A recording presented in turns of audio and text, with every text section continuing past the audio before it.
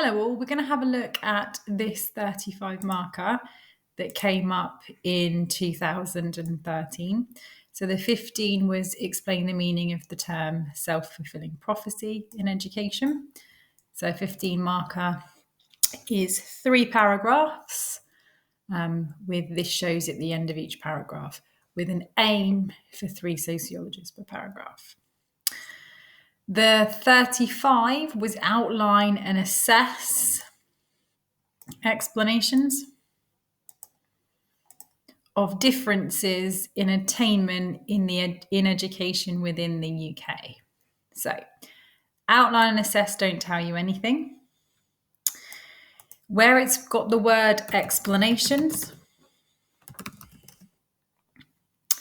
it tells me that makes it a usefulness question. A usefulness question is identified by the word explanations, contributions, reasons, or theory. So, because it's got the word explanations, it tells me that I need to discuss the usefulness of the theories that we've covered. So it's explanations. It doesn't tell you a grid. So it doesn't say outline, assess explanations of class attainment in education, or outline and assess explanations of gender attainment in education. So it doesn't tell you a grid. By grid, I mean class, gender, ethnicity, functionalism, or Marxism. Because it doesn't tell you a grid, we have to work our way through the grids and we start at the beginning. So in a usefulness question, instead of it going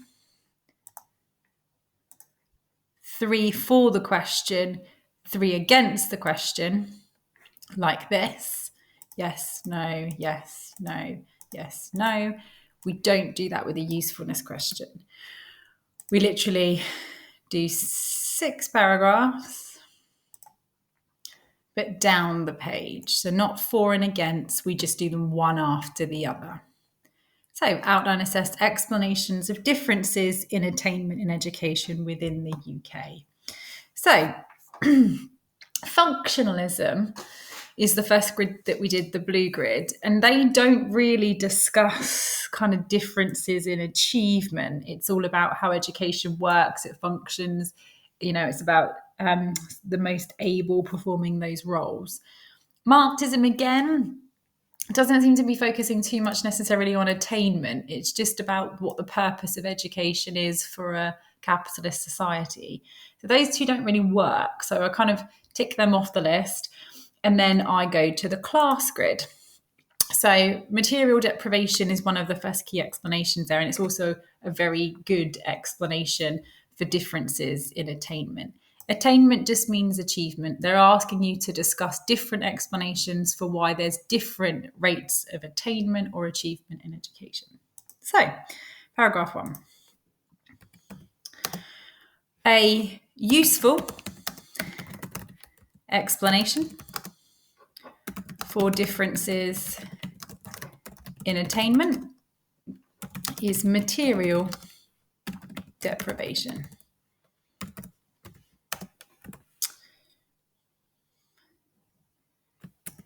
Material deprivation. It's the impacts of poverty or a lack of money and the impact on educational success. One of a useful explanation is material deprivation, which refers to the impacts of poverty or a lack of money that has an impact upon educational success. Smith and Noble argue that poor quality housing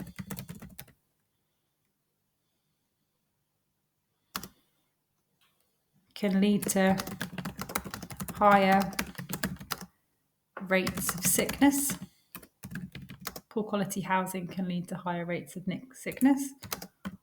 Poor diet or lack of breakfast can lead to lower rates of concentration. And material deprivation can mean there's a lack of access to resources, so like books, internet. It could also lead to a lack of access to resources such as books and the internet. With them is Forsyth and Furlong. Forsyth and Furlong argued that the most significant factor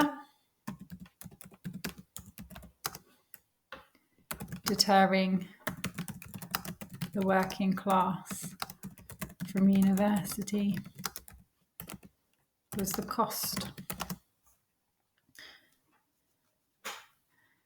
Forsyth and Furlong found the most significant factor deterring the working class from university was the cost.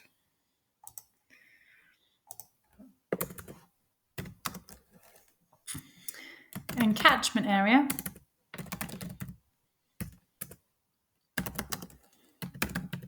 are the areas where schools draw their pupils.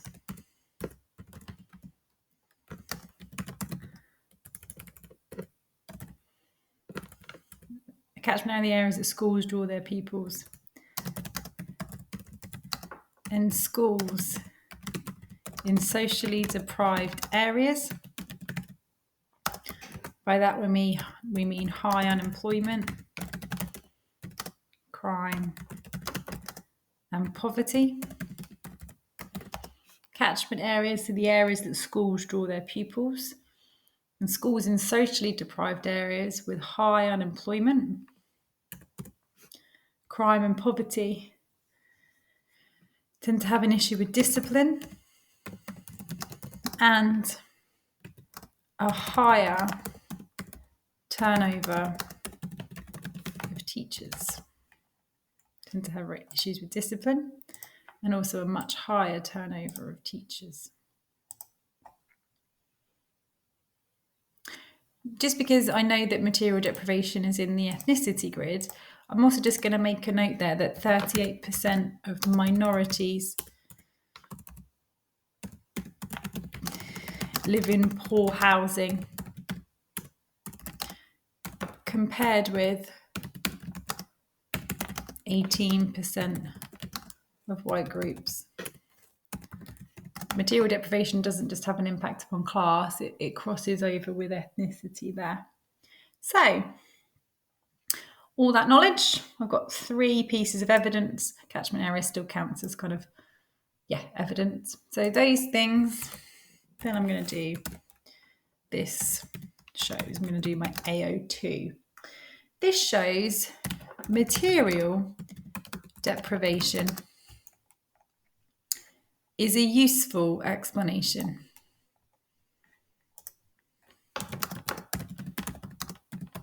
It's a useful explanation to explain differences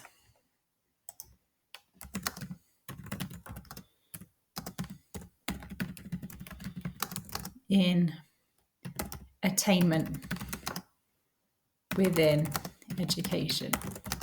So I've reworded the question that shows material deprivation is a useful explanation to explain differences in attainment within education, because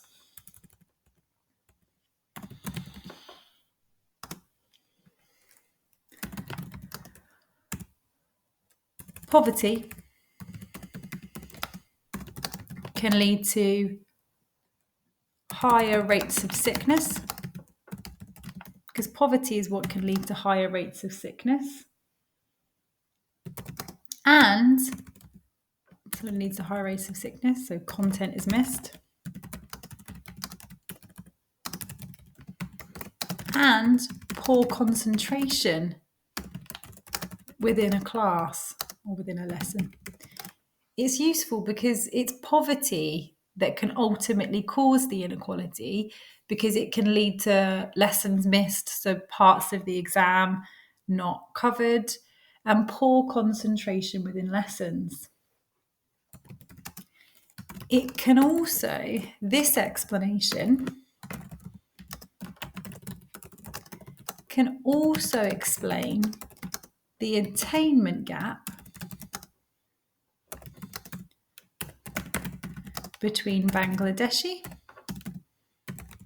and Indian students. This explanation can also explain the attainment gap between Bangladeshi and Indian students due to statistically having wealth differences due to migration. So it shows material deprivation is a useful explanation. It does help explain differences in attainment, working class, and also with understanding some differences within South Asian attainment or achievement. However, statistically, our Bangladeshi community experience the worst poverty. Statistically, our Bangladeshi community experience the worst poverty of any ethnic group.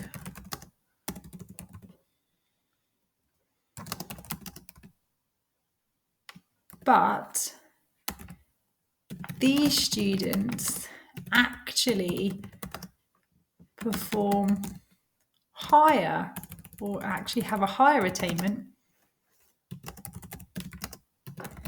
than national benchmarks.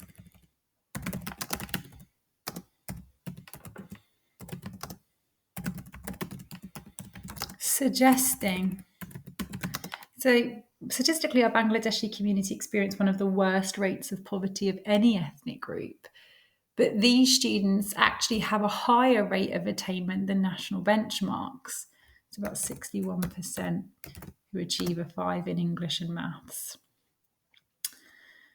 Therefore, material deprivation cannot be the only explanation for differences in attainment. So we wanted to come back to the question about attainment. It's good. It can explain lack of concentration. It can explain missing of lessons. And it does actually can be applied to the South Asian community, which are often lumped together as if they're very similar. But it does explain these differences. But our Bangladeshi community statistically experienced one of the worst rates of poverty. And that community actually perform above benchmarks. Therefore, material deprivation can't be the only. So 61%. And then the average 46. There we go. Okay, one good, helpful explanation. We can give them an alternative explanation. We can just put the one after the other, but we're not going to list. Okay, so our paragraph 2, we're going to say an alternative explanation. An alternative explanation for differences in attainment is institutional racism. So after we've done class, I'm then going to go to the ethnicity grid and I'm going to do institutional racism. Gilbourne found that black males are seen as a threat. That black males are seen as a threat and disruptive.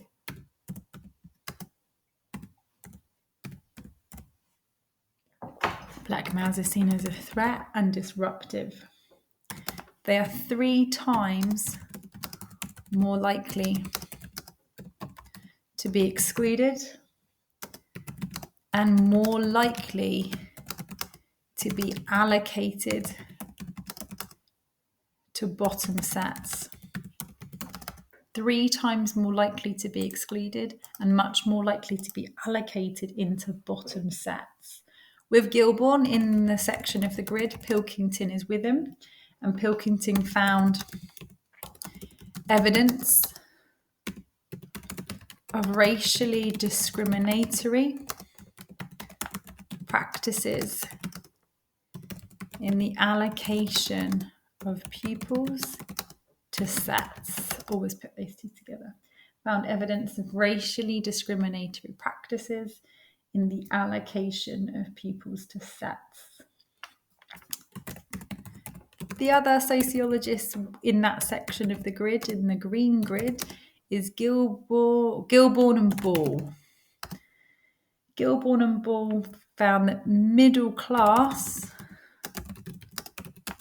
parents can guide their children through racist setting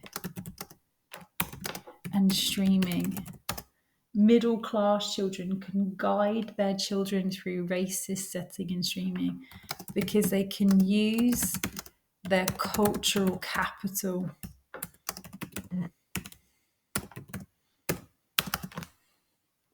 Institutional racism, Gilborn, Pilkington, and Gilborn and Ball. The end of those three sociologists, we always aim to put 3 in. This shows my AO2. This shows that racism,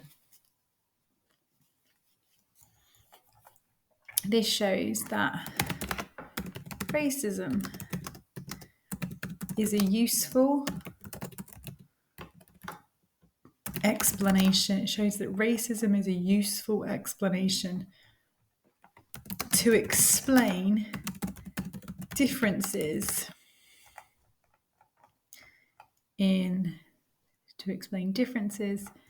attainment in education.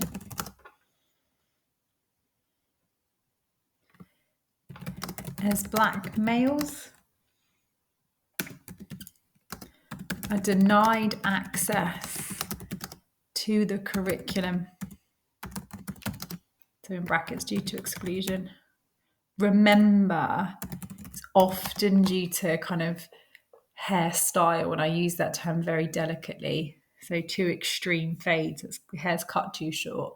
When I showed you the clip of the young male who's got dreadlocks, or it's often exclusions due to an issue with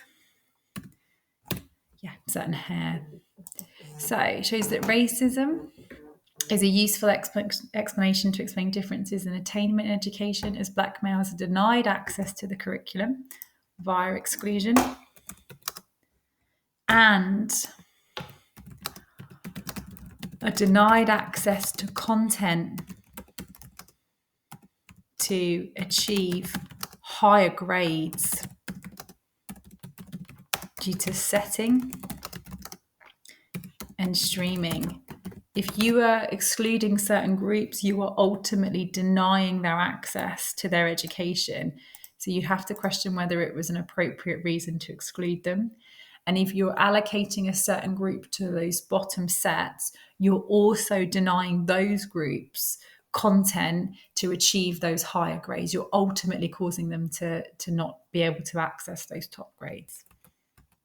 However, my AO3, in that criticism, in that section of the grid, I've got Mirza. However, for Mirza,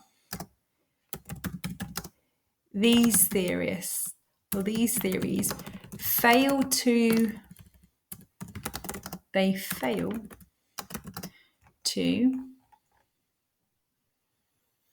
explain differences in gender and attainment. They fail to explain differences with gender and attainment.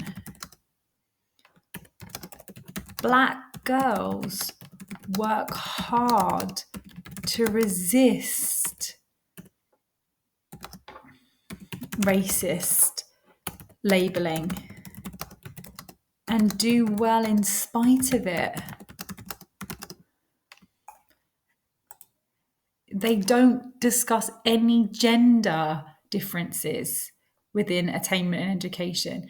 And black girls work hard to resist racist labelling and do well in spite of it. So it's incomplete.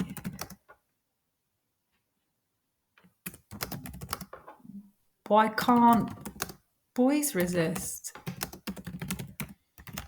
Those girls are facing racist stereotyping as well as sexist stereotyping.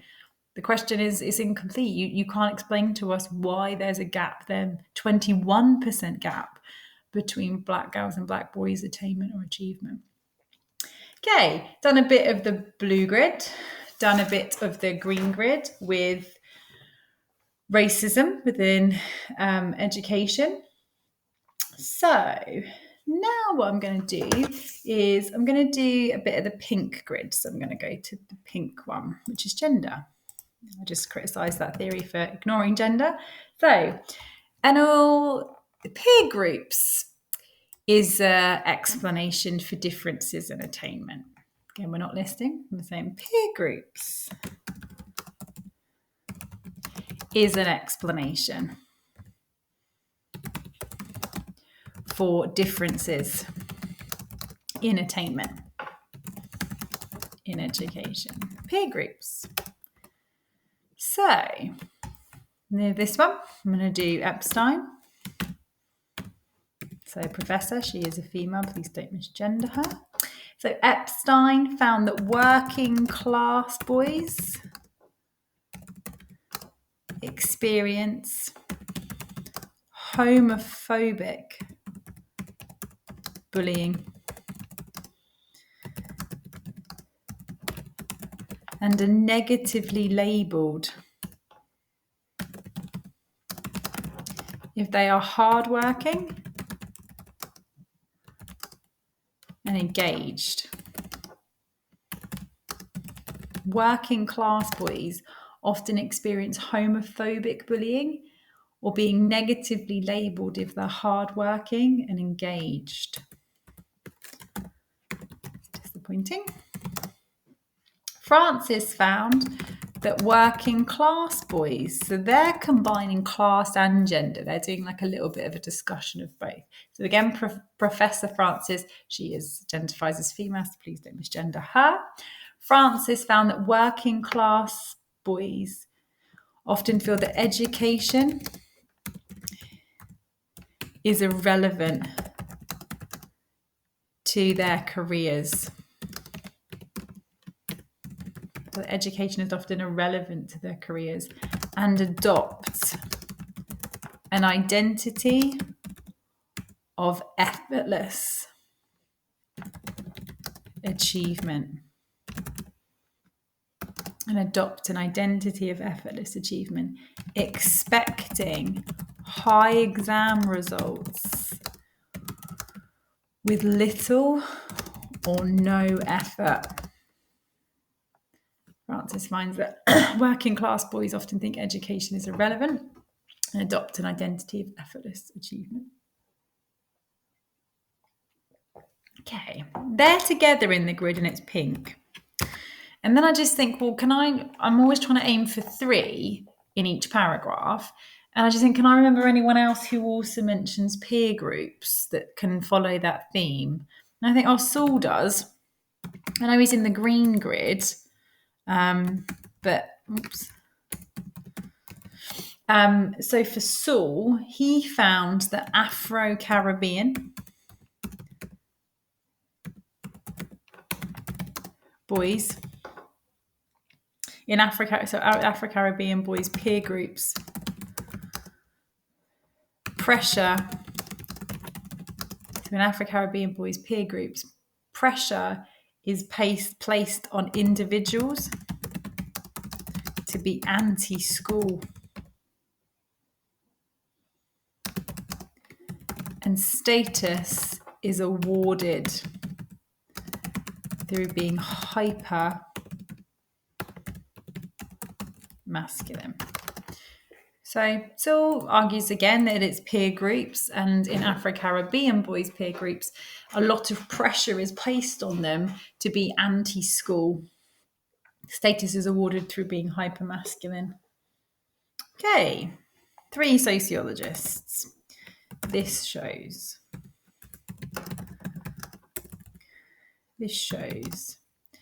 peer groups is a useful explanation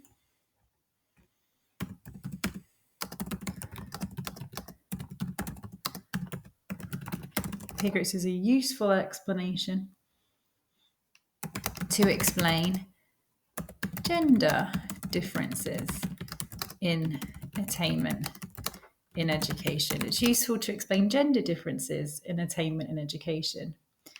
It considers that working class peer culture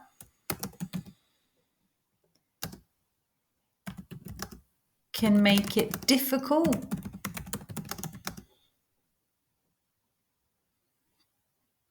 to engage, and can make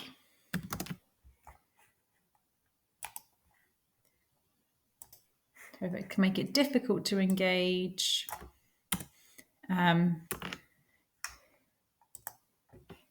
as peers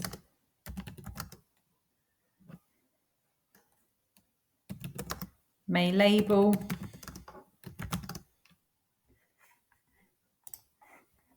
and therefore students may not listen or complete tasks. They're considering that it's the peer groups that can make it really difficult for students to listen and complete tasks. Okay, however, we've got our pink section there. However, Archer and Palmer, I know they're separately, but however, it's Professor Archer. Again, she's female, please don't misgender. However, for Archer and Palmer, working class girls' peer culture is often reduced to fashion and appearance and doesn't encourage educational success. Remember, I showed the example, students would rather talk about prom or they're, come late to lesson because they're redoing their eyelashes. Working class peer group culture for girls is often reduced to fashion and appearance, and it doesn't encourage educational success. So it's not entirely useful.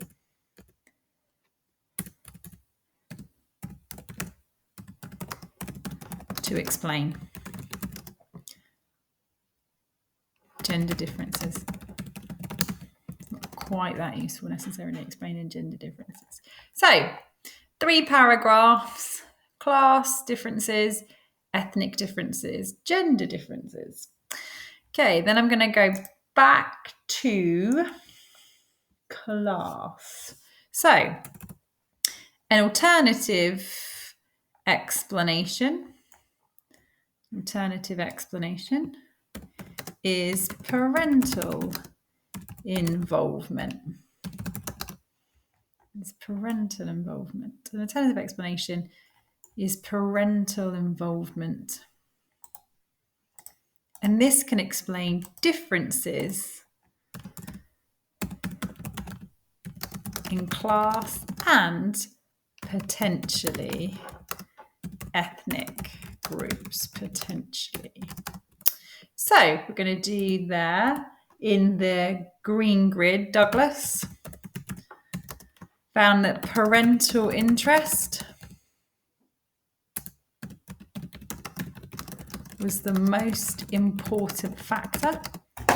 Douglas found that parental interest was the most important factor. And he argued that working class groups are less interested. Remember, which was measured by the frequency of visits to school. Working class groups are less interested in their children's education, according to Douglas, and he measured it by the frequency of visits to school parents' evening.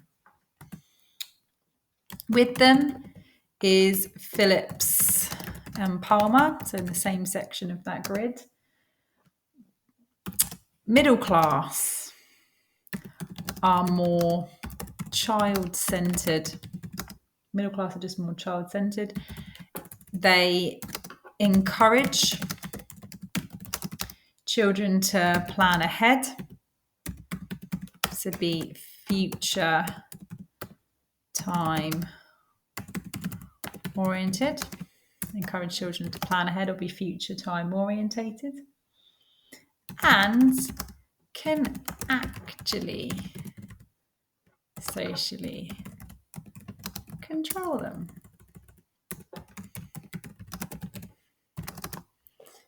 Try not to get offended. Plan ahead and be future time orientated, and they can actually socially control their children. So Saunders, middle class as being more intelligent, more hardworking, and better motivated,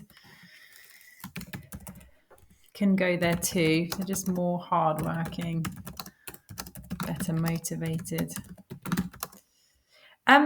It doesn't really follow the theme of parents as much, so they can go there because they're obviously in the same section, and the two of the three follow the theme, so they can go there. But then I also do remember, in fairness, that Driver and Ballard also argue that it's parental involvement, particularly for South Asian groups. So I'm going to put Driver and Ballard found that South Asian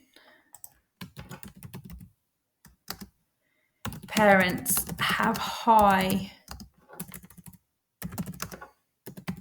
aspirations for their children and really push them to work hard, kind of be successful.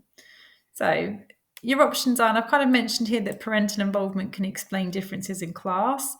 If you didn't want to do Driver and Ballard, if you'd like to keep it as just a blue section of the grid, that's fine. Just get rid of that bit there. But yeah. So this shows that parental involvement is a useful explanation. Shows parental involvement is a useful explanation to explain differences in attainment. It's a useful explanation to explain differences in attainment in education. It considers that parents can be a positive resource. It considers that parents can be a positive resource. They can encourage students to complete homework and revision, making them more successful. They do consider that what may be the difference is parental interest, that parents can be a really positive resource. They can encourage their children to complete homework and revision and attend additional things, and they're ultimately going to do better if they do those things. However, so my AO3, however, Ray found that 97% of the poorest, remember again, it's Professor Ray, she's a woman, please don't misgender. She's a professor at Oxford. She comes from a traditional working class background. Her issue, she argues, lies with setting and streaming, but she found that 97% of the poorest families wanted their children to attend university. It's not parents that disadvantage it's setting and streaming. Remember, children as young as 10 are already starting to internalise, which is horrifying. And because I put Driver and Ballard, and for Pilkington, you can't generalise to all South Asian families. There are huge differences in achievement within the South Asian group.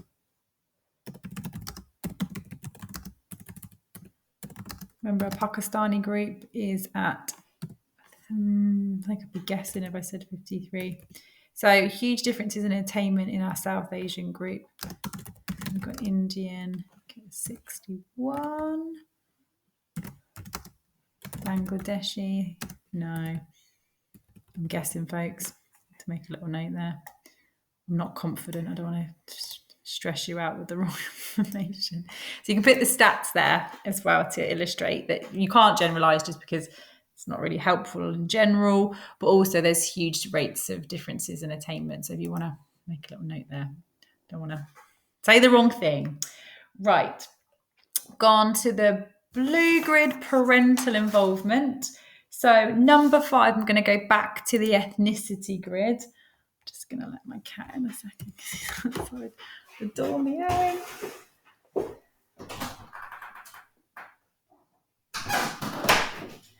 Okay, so paragraph 5, I'm going to do the curriculum. So the ethnocentric curriculum. So number 5, a useful explanation for differences in attainment is the curriculum itself. Is the curriculum or content? I don't know if you can hear walk around.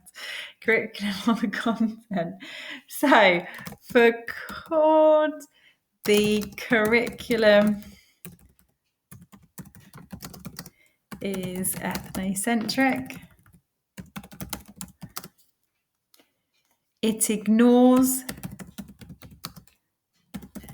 ethnic and cultural diversity. Ignores ethnic and cultural diversity and promotes, he wants to go back out again, attitudes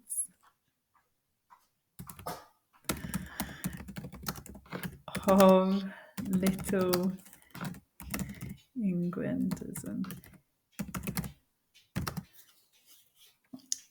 He does have a cat flap, by the way. So, attitudes of Little Englandism for Hickley et al. They found that Afro-Caribbean groups resent the invisibility within the curriculum. Afro-Caribbean groups resent their invisibility within the curriculum and being reduced, and a focus, on white achievements as well. So I've got called ethnocentric curriculum, particularly et al. There as well. And again, I think so both of those are discussing the curriculum. And when I think about the curriculum, it reminds me of Kelly. I really like the late Alison Kelly study. I just think it's really interesting.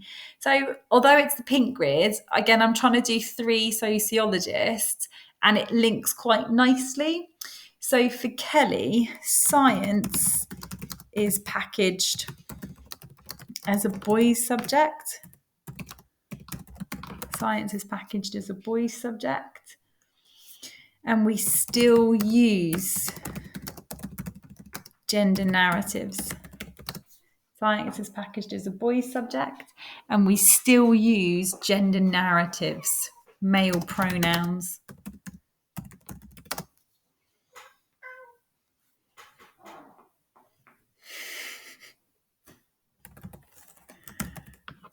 This shows, so my AO2, that the curriculum, this shows that the curriculum is a useful explanation to explain ethnic and gender differences. It's a useful explanation to explain gender and ethnic differences within education.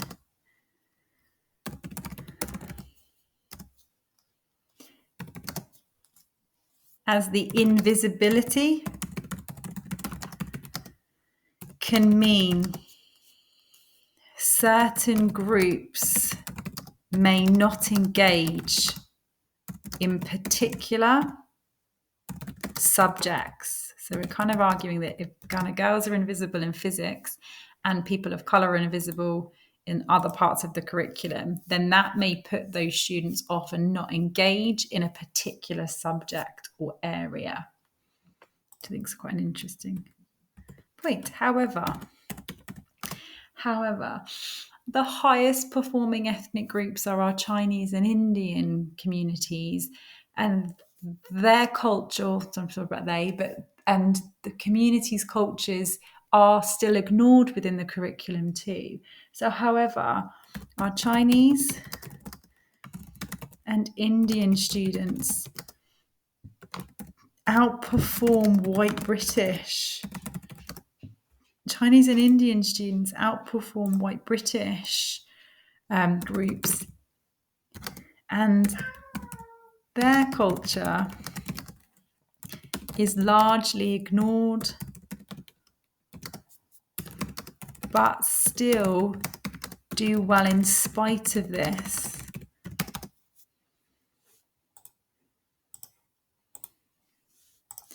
Chinese and Indian students outperform white British groups. Their culture is also largely ignored, but do well in spite of this. Again, suggesting this explanation may not explain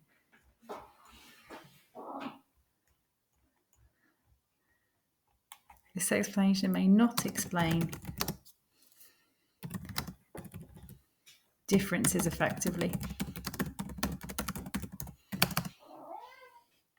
Okay, that's paragraph 5. Right, did ethnicity, we've done.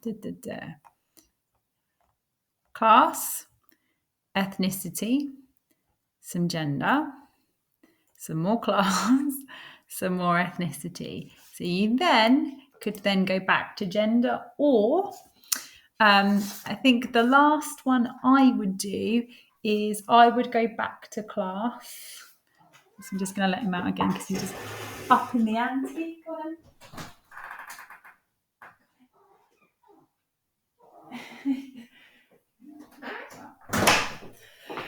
Okay, so lastly, I'm going to do a useful explanation for inequality or differences in attainment is setting and streaming. So a useful explanation for differences is setting and streaming. So I'm going to go back to class. I'm going to do Becca. Found that teachers have an ideal type and they interpret working class behaviour as a lack of interest and motivation. Teachers have an ideal type and they interpret working class behaviour as a lack of interest or motivation. Working class groups are labelled, placed into bottom set, where they internalise. So they're labelled, placed into bottom set, where they internalise or accept failure. And they thus fulfill the prophecy.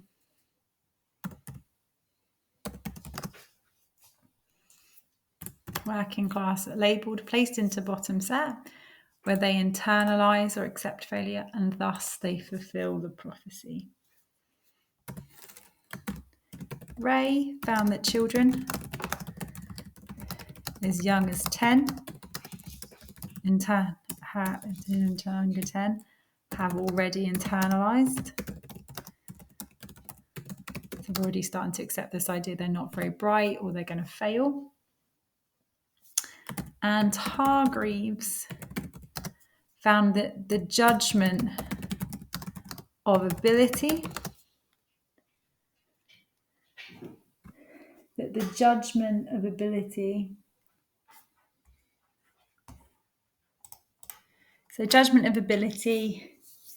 is influenced.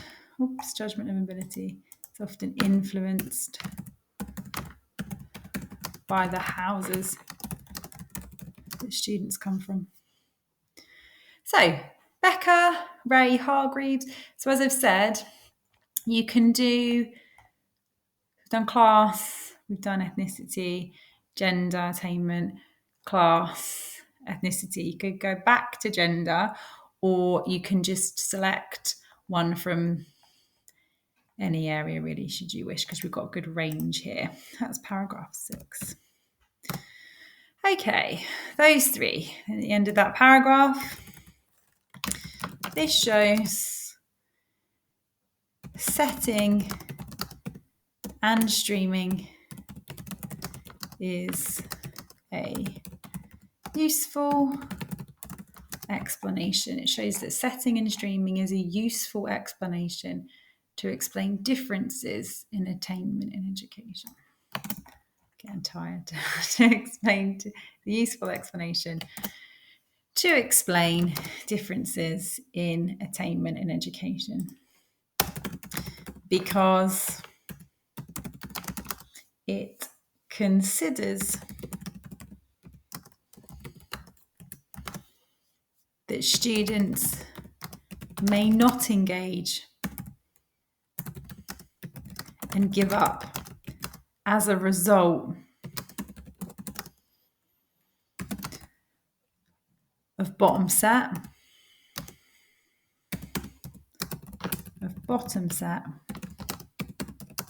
and the stigma this can generate. You can note there, remember Ball, who notes schools still set and stream to please middle-class parents who don't want their child kind of distracted by disruptive students.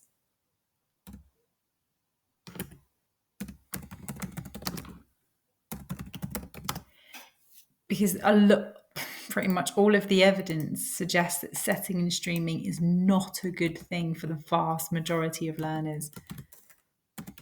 It causes stigma as a result of bottom set, and this stigma can, I got distracted. Attainment in education, because it considers that students may not engage and give up as a result of bottom set, and the stigma, this can generate. So might not listen, might not engage because of the bottom setting that's taken place. However, again, similar to Mirza, however, for Blackman, again, Black girls work hard to achieve in spite of bottom set, or in spite of setting. The question is still not answered for why Black girls still achieve in spite of the curriculum, setting, and racism. We're still not left with an answer. And that's really where my conclusion will come in. So I've got my 6 paragraphs. And then in my conclusion, you reach a judgment. And ultimately, you're trying to pick the best or parts of the explanations that explain all of the differences that take place within education. So you meet your judgment without saying I. So, labelling and setting and streaming are useful explanations, because this is my sociological view, that labelling and setting stream are useful explanations. They explain why working class and some minorities underachieve despite starting school with one of the highest reading rates. They explain why certain minority groups, so particularly Afro-Caribbean boys, underachieve despite starting school with one of the highest reading rates. This practice limits grades. And denies content to learners. It's the whole practice of it is limiting students' grades, and it denies content to students. If a middle-class parent, you try to put a middle-class child into bottom set, their parents would use their cultural capital to negotiate it. So it seems to only be disadvantaging marginalised groups.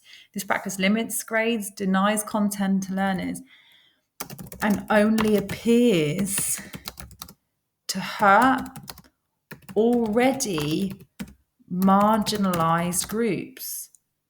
I mean, I'm not a fan. It only appears to hurt already marginalised groups.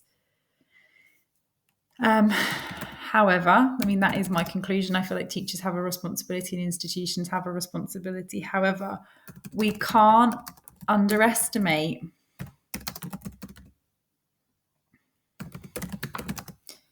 the impacts of poverty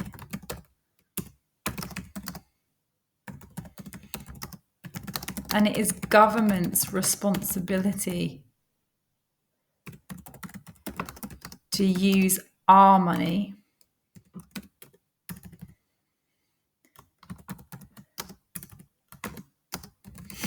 it's a government responsibility to use our money to support and aid mobility. They need to use our money to support those students and aid mobility. It shouldn't be Marcus Rashford forcing our money to be spent on the most disadvantaged children. And it's government responsibility to use our money to support and aid mobility. And the huge disadvantage this causes in classrooms. So I kind of made my point here that they're not really intersectional. No one's combining them together. But my judgment is that labelling and setting and streaming is the most useful explanation. As that combined with material deprivation. I suppose I could make a note there that it is disappointing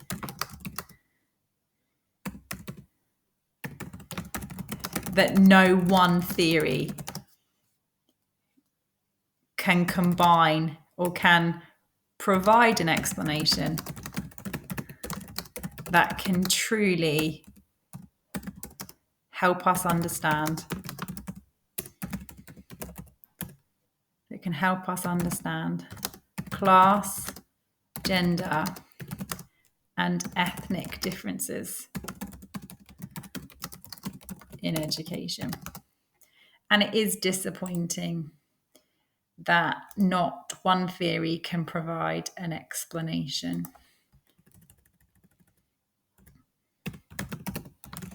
That can truly help us understand class, gender, and ethnic differences in education. It's just not intersectional enough. Intersectional, for those of you who are my first years, intersectional is when you understand that class, gender, and ethnicity all connect together to cause certain groups additional disadvantage. So yeah.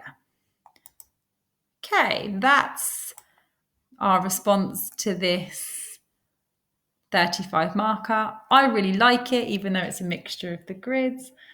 Thank you for your patience, and I with my cat, and I will see you next lesson. Thank you.